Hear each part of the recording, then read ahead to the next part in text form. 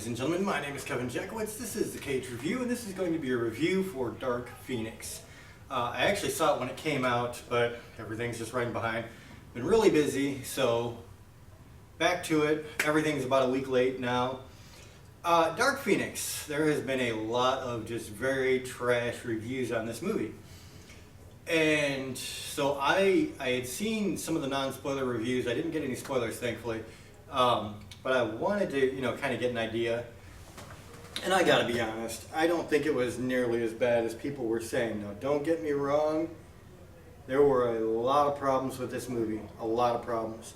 And it probably was, well, not probably, it definitely was, one of the worst X-Men movies ever made. There were still some things that were enjoyable about it. Now, everybody kind of made this sound like it was a dumpster fire from beginning to end, and I don't believe that it was. It was very all over the place, so it was, the plot line just jumped. And I don't know that it had any really big special moments to it. If I'm being honest, I didn't care about most of the moments that happened. The thing about Dark Phoenix for me that I think really made this not a good movie is I kind of liken it to what Infinity War should have been. This is the most powerful mutant in the whole X-Men franchise, and she is actually now imbued with this alien power, which was cool because they kept that very much like the comic books when you compare it to the first version of Dark Phoenix. There was only one major event in this movie though, and I was like, you've got to bring more than that. Like, honestly, you just, this should have been an absolute cataclysm. And it was not. It was, a lot of emotional turbulence. I will say that Sophie Turner playing Phoenix, Jean Grey, did very good. I really liked her. I think that she did show some emotional range with this, and it was a damn good performance. I think, honestly, there were a lot of good performances here. Nicholas Hoult had a really good standout performance to me. And, of course, he's a great actor, and I think everybody knows that. But I don't know that the X-Men series has really let that shine through until this one. He had a really good moment in this. James McAvoy, Michael Fassbender, I'm always going to be fans of. I think they're very good. So as far as the cast goes, I was mostly impressed. Jennifer Lawrence is a whole other ball of wax.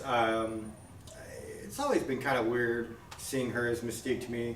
I know she doesn't like it. I know she doesn't like the suit. I get that. But I think it also shines through in what she does. So I'm going to save the spoilers for the spoiler review, obviously. I'm going to say that I think the acting overall was very, very good. I feel like the writing was the weak part of this, and the directing.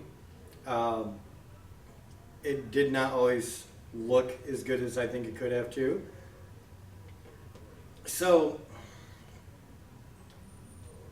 I mean, going into a movie theater, like when I grade something, it's like, how much enjoyability did I have in it?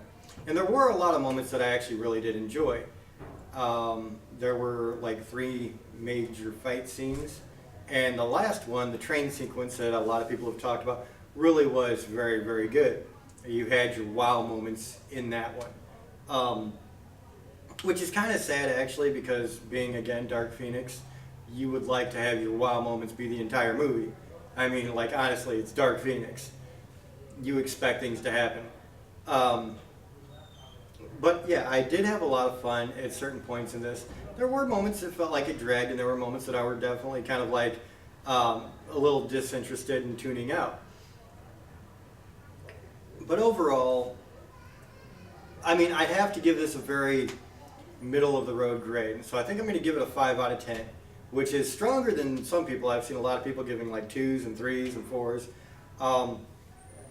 But I felt like it's unfair because there were parts of that movie that really were enjoyable. You really could take something away from it. So I feel like people were just being overly critical, probably because they wanted the X-Men to go out with a bang. This is the last X-Men, and I will say that for a guy who has watched since the very first X-Men, absolutely loved it, and loved the movies even when they're bad.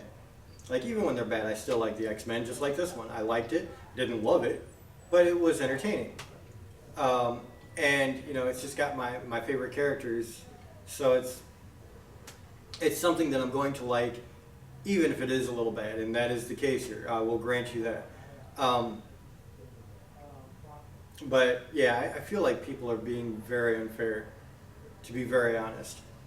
It was very unremarkable at times, but then you had your really big moments. Two big confrontations with Jean Grey that really stood out to me, in my opinion. So, ladies and gentlemen, that's where I'm at. I'm going to give it a 5 out of 10. I think I'm going to stick with that. I think it's fair. Let me know what you guys think in the comments. Now, for anybody who hasn't seen the movie yet, save the spoilers for the spoiler review, which is coming very soon. It's going to be a longer review, more in depth. But yeah, let me know what you think. If you enjoyed this, hit the like button, subscribe, and share. My name is Kevin Jackowitz. Kaged Nation, out.